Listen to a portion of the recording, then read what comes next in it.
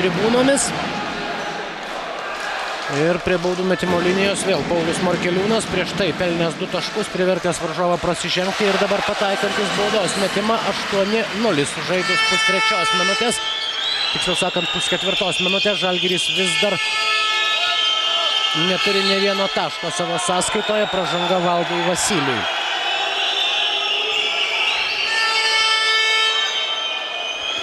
Na, galime turbūt atsiimti tos pasvarstymus, norės Neptūnas laimėti ar ne. Nuo rungtynių pradžios kol kas galima pasakyti vienareikšmiškai. Taip norės. tą galima spręsti pagal tai, kaip Neptūno krepšininkai reaguoja į kiekvieną sėkmingą savo ataką ir lygiai tą pačią dvasią jau yra persisėmę ir visi aistruoliai džiaugsmingai sveikinantis ne tik rezultatyvias atakas, tačiau ir kiekvieną perimtą kamuolį ir kiekvieną epizodą, kuomet Neptūnui pavyksta apsiginti. O tokių epizodų šiandien jie kol kas tik ir mato. Žalgirio ekipai ir toliau nepavyksta nutraukti taškų bado, nepavyksta pelnyti, pataikyti pirmojo metimo.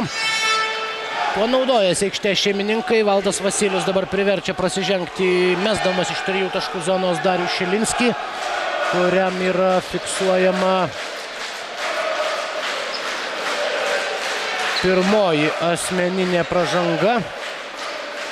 Žalgiriui tai 5, net jeigu tai ir būtų pirmoji, Valdas Vasilijus stotų prie baudų metimo linijos. Pražanga buvo metimo metu. Pirmasis metimas taiklus, tai yra pirmasis 22 Klaipėdos Neptūno krepšininko taškas. Antrasis taip pat. Ir štai taip, dar neįpusėjus kėliniui, Neptūnas turi dviženklę persvarą, 10-0. Ji tokia ir išlieka Valdui Vasilijui prametus trečiąjį baudos metimą.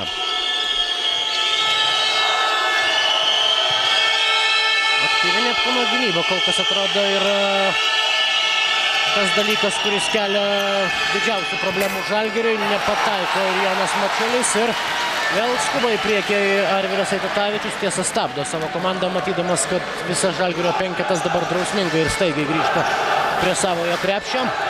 Valdas Vasilijus, perimtas kamuolys, Mantas Kalnietis, 2-2 Kalnietis. Blokuoja jo metimo Martynas Mažeika, tačiau daro tai susidurdamas su priešininku, liesdamas pastarojo